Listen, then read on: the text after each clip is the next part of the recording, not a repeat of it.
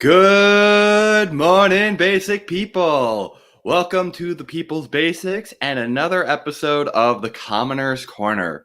Today on the program, we're going to be having on Sarah Ashton to be able to talk with us about what we always talk about, which is the basic responsibility of government to its people, as well as her top issues of universal basic income, voting rights, as well as housing.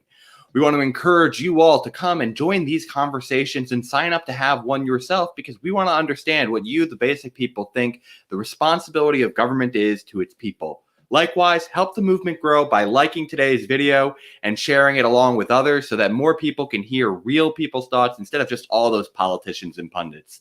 So that being said, let's bring onto the program Sarah today to be able to let us know a little bit more about her thoughts.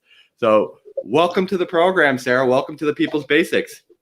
Hello, basic people, and hello, John. Thanks for having me on.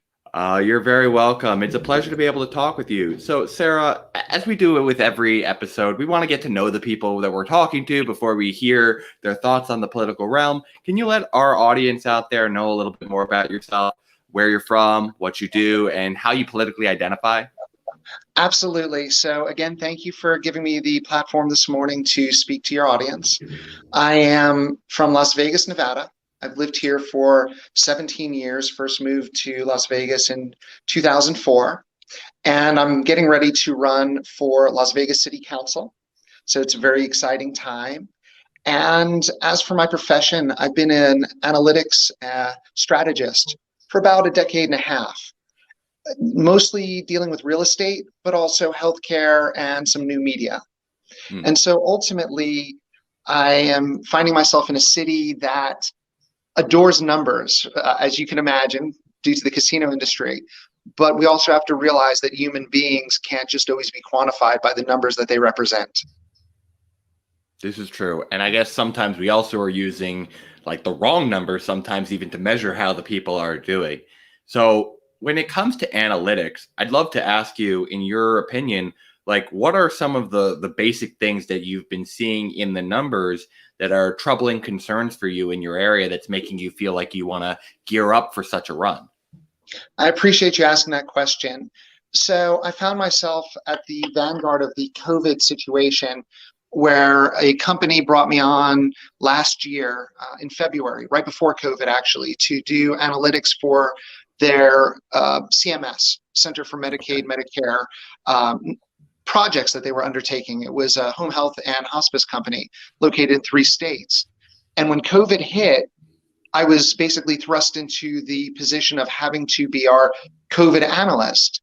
And what I realized was that the lack of education in certain areas, specifically within the city of Las Vegas, when it came to neighborhoods that were suffering disproportionately due to the pandemic, created this medical desert in the sense of education, in the sense of being able to find out how to fight against the comorbidities that were literally killing these Black and Indigenous people of color.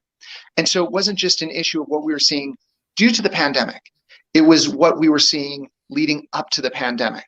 And that is one of the main factors that made me realize, let me get into elected office in order to help push legislation forward that could create a more equitable educational platform for those who may not have the avenues to be able to understand what they face on a daily basis, or to be able to get word out about what people do face on a daily basis and how we as a larger society can help tackle that.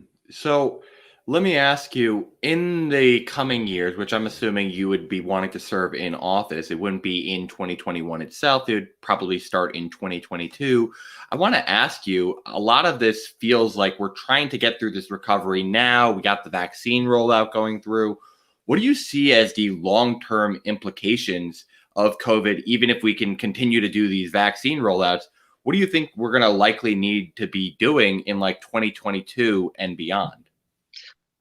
I believe the first thing we have to look at is to understand how we were able to allow this pandemic to explode in the way it did. So I'm not looking so much to where we need to be, but also that we have to be aware of what allowed this to happen from a governmental standpoint. And there were many in government and other scientists that have warned about the pandemic for many years, and yet it's still caught us flat-footed. And so step one is to make sure this never happens again. Step two is to make sure when it does happen, people have the necessary, or if it does happen, let's try to be a bit more positive. Let's have the necessary PPE gear. Let's have the necessary verticals to be able to distribute the PPE to the local counties and cities that need them, and that they're not just getting caught up in a logjam when it comes to the supply chain. And then as a society, at least within Las Vegas, we have to be aware that just because we're reopening, which is a very good thing, our economy needs it, we can't let our guard down when it comes to simple safety precautions. If people do want to wear masks, they should not be ridiculed for wearing masks moving forward. If they want to make sure that the hand sanitizer is at every entrance, that should be something that the restaurants, the nightclubs, etc., are always pushing. It's no surprise that our flu levels are down, because when people are going around washing their hands and wearing masks, it helps cut down on flu deaths. So ultimately, it's about just taking the basic precautions to make sure that we can function as a society in, quote, this new normal, although it's not a term that I really like, since it signifies something that is not good. And I think it's just a chance to reset as a society and say, hey, let's move forward. Let's understand the basics that we need to create from a governmental standpoint, and then allow the people to make the decisions that best suit them for themselves. Yeah, we could certainly emphasize that basic aspect. And I think you're right that there are general societal, like, let's call it hygiene trends that we should be better observant of beyond just this one pandemic. If we want to just have overall better public health. America was not exactly a healthy nation pre-COVID either. And so there is a lot that we could be doing. But I want to kind of step back to kind of the fundamental purpose of why we bring so many people on to the Commoners Corner. And we're starting to talk about this, which is the basic responsibility of government to its people. Obviously, one aspect you're talking about here is trying to ensure safety for your people in having these basic precautions for pandemic preparedness. What other things do you think is that basic responsibility of government to its people? Because I think if you hear the conservative side, they're wanting basically nothing right now, and they feel that even having a mask mandate is complete overreach. And then you get other people who want to make even like vaccines mandatory. And so I want to hear, in your opinion, where do you kind of fall on that role of government? Well, if we're looking at the three basic pillars of government, we should be looking at safety, we should be looking at housing, we should be looking at healthcare. And if we have safety, housing, and healthcare taken care of, this should open up the channels for people to be able to focus on finding the jobs that they're best suited for, being able to get educations that allow them to achieve what they are reaching for. And so it's our job in government and our job as citizens who are electing our officials in a, be it a republic as in the United States or on a more democratic level in the sense of a city council election where it's a direct election, that the people are educated enough to vote on the policies they feel most comfortable seeing in their community, while at the same point knowing that, again, the three basic pillars of safety, housing, and healthcare are not the concerns that they've been for the last 50 or 60 years, or even longer in some cultures. So let me ask you, in trying to secure healthcare and housing, can you talk about a little bit more of where you see that solution? There's obviously a lot of people who see a federal solution in healthcare and things like Medicare for all. There are certain people who see housing for all plans and things like the Green New Deal from the federal level. But obviously, you're planning to run on a more localized level. And so I'm curious, what do you think can be done on a local level that can be helping people who are in need of better healthcare and housing? So I'd like to address the housing issue first, because housing is an issue in Las Vegas due to the exploding home prices month after month in Clark County, which is our home county, and also the city of Las Vegas. we're seeing exorbitant price increases for both rentals and for home sales. And what that's doing is pricing a lot of people out of having housing stability. Is home ownership meant for everyone? Not necessarily. Some people want to have the opportunity to move as the economy changes. And then again, there are others who have longed to reach and grasp this American dream.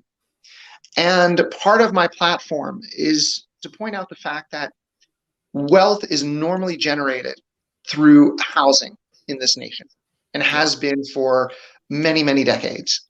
And what that has done is created a situation where you look at somebody who's going to Stanford University and they're a legacy student at Stanford. Well, let's back up 50 years. Did somebody's great-grandfather purchase property at the right time that allowed them to eventually get it to where their grandson and son, etc., has graduated from Stanford, whereas due to racist housing laws, due to the lack of lending for certain groups, even after federal law changed, we still saw these roadblocks. Can we blame Black and Indigenous people of color for not having the same wealth as Caucasians in this nation when they were literally not allowed to play on the same playing field when it came to purchasing a home? And so we have to step back to that and say, has the time come where it's not just about creating and paying a developer X amount to build affordable housing or subsidized rentals, when that will still continue to create this inequity and this continuous cycle that's allowing one segment of society to continue to gain while the other segment is either stagnating or dropping?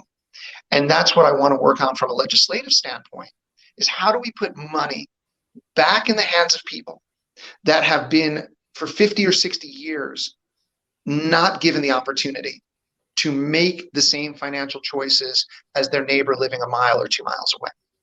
And through a system of housing grants, not just SHIP programs and local programs that allow for modified or subsidized mortgages, but also just pure grants to people based on whether or not they have been the victims of systemic discrimination since the turn of the century.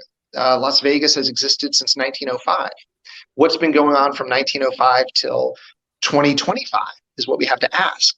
And then how do we make sure that that's not a continuation until 2050? So a direct grant program for people to be able to purchase homes would be one issue I see coming from the city.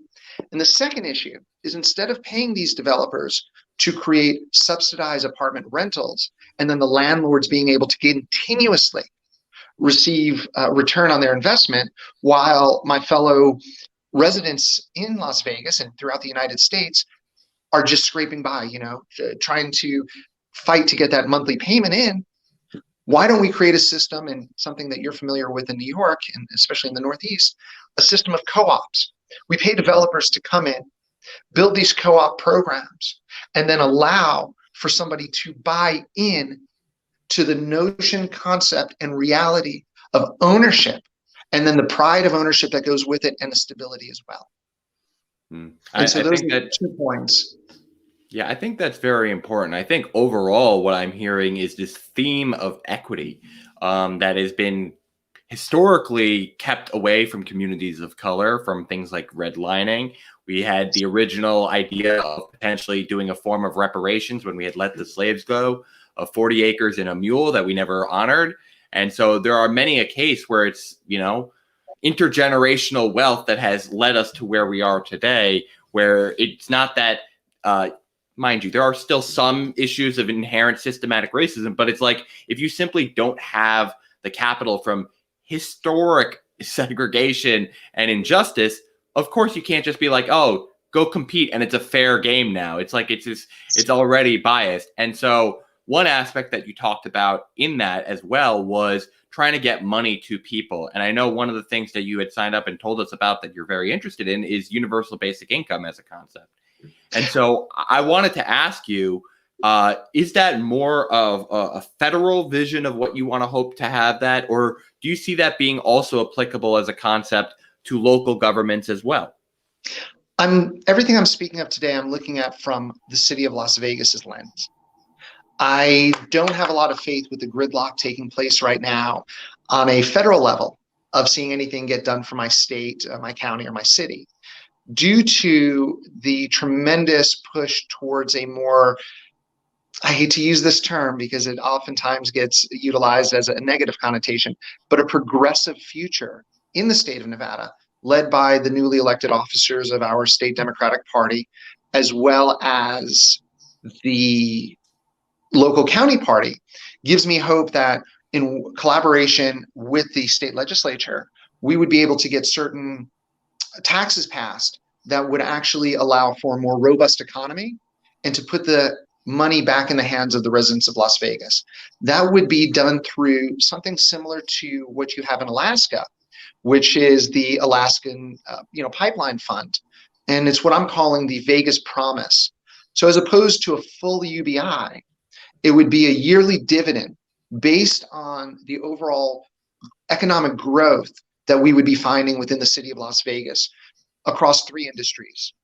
The first would be the gaming and hospitality industry, which is what we're known for. Makes a lot of sense. Yep. Second would be the exponential growth of the marijuana industry, also taking place in Nevada, specifically in Vegas. And then a third, which I'm very excited about. I do not believe in corporate welfare. I do not believe in corporate bailouts. What I do, though, believe is if we have natural resources to attract business to a state that we already has no state income tax, very low corporate tax, what else can we offer? We have a lot of solar power. And what industry needs solar power but blockchain? Mining, when you're mining, whether it's for any of these currencies or just blockchain in general, electric costs can become prohibitive in many cases. We have a lot of buildings here in the city of Las Vegas that are not being occupied in any way for anything. Some were residential buildings, some were commercial buildings. They sit vacant now. And we have tremendous amounts of solar power and an incredible solar industry. I want to invite companies to come in and put their mining operations, their blockchain operations, any sort of data operations. They're welcome to come to the city of Las Vegas. They're going to find incredible tax benefits that already exist, as well as the opportunity for very limited cost, if not free solar. But in exchange, money would be put into this Vegas Promise Fund, and it would also guarantee certain high-paying jobs are being brought into the city, which will create a more cultural and intellectual base for the city that Vegas is not known for, while also bringing people in who want to be part of the city and cuts down on the transient nature of it. And so that's how I would hope to fund the Vegas Promise. And the payout would take place October 15th of every year. And that comes off the notion of April 15th being so important to folks who work for a living when they get their tax refunds. That, well, what happens right before the holidays when they're struggling to find gifts? What happens if a car breaks down in December? They have to wait until February to get a payment back from the government. No, we put this in the hands of the local residents of Las Vegas immediately every October 15th and get them through and help them have that bridge necessary in order to know that they will not be at risk for housing instability. If a medical problem pops up, they'll be able to pay for their medical care, even if it's a copay underneath Obamacare. The Affordable Care Act still scares some people, and then ultimately brings them into the next year. And so that's my plan for UBI and for economic growth in the city. Well, I think the plan is very interesting. I like the aspects that you're trying to use as funding methods. And I think that, frankly, a dividend model is probably better, especially on a localized level compared to the federal level. So I think you're right to take that approach. And I actually really like the date you picked. The 6 months apart is nice. And also the timing aspect of all the holidays coming up, and frankly, winter being a month with a lot more expenses, frankly, or a season with a lot more expenses, frankly, makes a lot of sense to me. My final question on that before we conclude on voting rights, which I know is another big issue for yourself, is that I'm wondering, who would you have as the eligible population to receive it? Because one of the critiques we've been hearing, I'm in the New York City area, so we've been hearing this a lot regarding basic income, is that it would attract people from out of town to come in just for the prospect of receiving that money. And in turn, it will make the people who are already there less likely to receive as much from the dividend. So what is the eligibility that you would want to have for someone to get in on that promise? So going back to the funding mechanism, the more people who would come into the city, the bigger the pie would be, because it's based off of the notion that as the city grows its wealth, the wealth should go back to the people who are helping grow it. And so it would be tied into a 5-year historical revenue, excluding 20 and 2021 for the casinos. And as the marijuana industry was able to hit a 5-year point, and then, as I mentioned as well, the data companies that would come in. So I'm not concerned about people moving in to be able to get $1,500 or $2,000. Sure. I don't think that that's going to attract the people who would be able to move and spend $2,000 to get $2,000 are not going to need the money. It's just that promise to the people who want to be here. And as for who's eligible, I would base it off of the city's median income plus 10%. So there's not people at a cutoff, as well as any teachers who are struggling. And we've seen this. And one of the things I want to do for the educators is, if you are an educator and you would move into the city of Las Vegas, no matter what you're making on the scale, due to the great work of the unions here trying to make sure there's living wages for our teachers, you will still be eligible to receive this. So anyone in the populace making median income up to 10%, 5 or 10, I have to look at the numbers of what works. And then the teachers are who would get the pay. Okay. Very interesting. So let's talk about that last aspect of what we were saying, voting rights, and frankly, how we can improve the process so more people who believe in these types of agendas can get into office, because the people are eligible and able to vote for them conveniently. How do you see Nevada addressing this issue? Do you think you guys are in a good place right now? We obviously have had a lot of focus on some of the more traditionally red states, in like Georgia has been passing a lot of voter restrictions. Texas has been passing it. Where would you assess voting rights currently in the state of Nevada? So I believe we're doing an incredible job leading the nation in voting rights. In front of the legislature right now is the opportunity to formally implement universal mail-in balloting. We had it in the last election due to the pandemic. It was an emergency bill that was passed and did a lot of great things for our state. What I want to see is this enshrined in law, so people are able to vote as needed and not have any barriers to the ballot box. I do want to go one step further, though, again, regarding the city of Las Vegas. Lawyers will be involved in this, but I believe I'm on solid ground. In 2015, we passed Assembly Bill 439, which gave us home rule, or modified home rule, in the city of Las Vegas, based off of our city charter. Prior to that, it was called Dillon's Rule, which came back from the 1800s with the Supreme Court Justice Dillon, who basically said everything would have to be based on what state law is. So, as a proponent of all residents living in a location, I would push for all residents, no matter documentation or status, to be able to vote in our municipal elections. And while that may seem controversial, to me, it's a no-brainer. If you are paying taxes in a city and you're a resident of the city and your life is tied into the city, you deserve to have a say in who your local elected officials are. And I believe that the law allows for this, and I will push for all residents of Las Vegas to be able to cast a ballot for their municipal officers, municipal judges, and any other municipal matters that would come before them.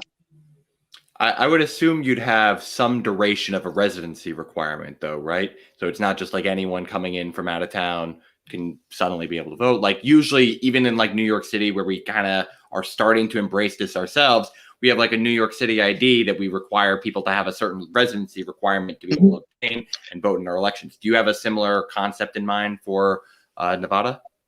Our state doesn't allow for same-day registration. So that's not what I'm concerned about. This is focused more on people who have been without documents in the country and have lived in the city. So it's about creating an avenue for these people to vote. I'm not worried about people coming from Henderson, Nevada, or Boulder City, Nevada, coming into the city of Las Vegas to vote in our municipal elections. Although I would love everyone's vote, even from the wider county. No, it's to make sure that people have a say in their local government, despite the fact of questions over their documentation in a broader sense on a federal level. Okay. Well, Sarah, it's been a pleasure hearing these issues and knowing about your race. Have you kicked off the formal campaign yet, and are looking for people to help out in any ways yet? I have officially announced, although my website is going up May 1st. And that's to basically say, in a city where the worker matters still, and that's what Las Vegas is, a city where the worker still matters. It's not just about Labor Day. It's about the international movement that we have to accept exists. Because in Las Vegas, we are a global city. We're a global city with local roots. And so on May 1st, it's my way of telling everyone in every union here, I'm listening to you.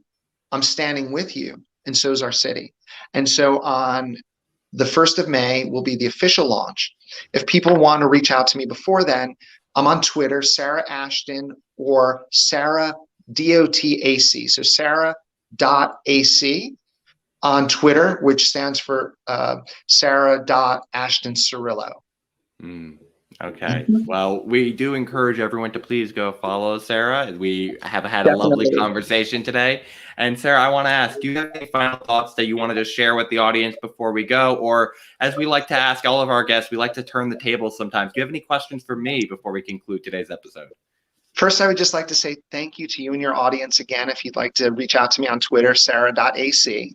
And as for you, John, this has been an incredible conversation. You told me you could run 15, 20 minutes. I know we're going on 27, which is great. Yeah. I hope your audience isn't too bored at the moment.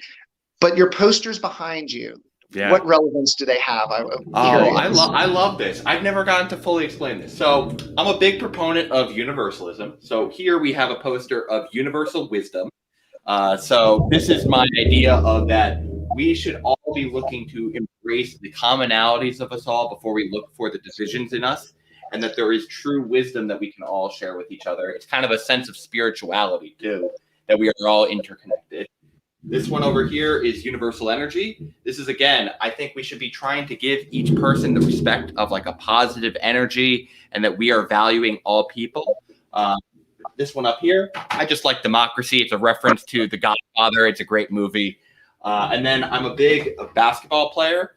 So this is a basketball, and it really does feel like it's an inherent part of what gave me the confidence and skills to become the person I am today. Because I used to not even be comfortable doing public speaking or anything. And it really was the way that gave me a ton of confidence. So those are the meanings behind my posters. And I'm glad you got to ask that, because I have not gotten to explain that yet. So, well, thank you for asking. And as you can see over my shoulder, one side is Lady Justice and the other side is our Nevada flag. So we all have the things that are important to us. And I love the 4 that you have up. So thank you, John, for explaining that.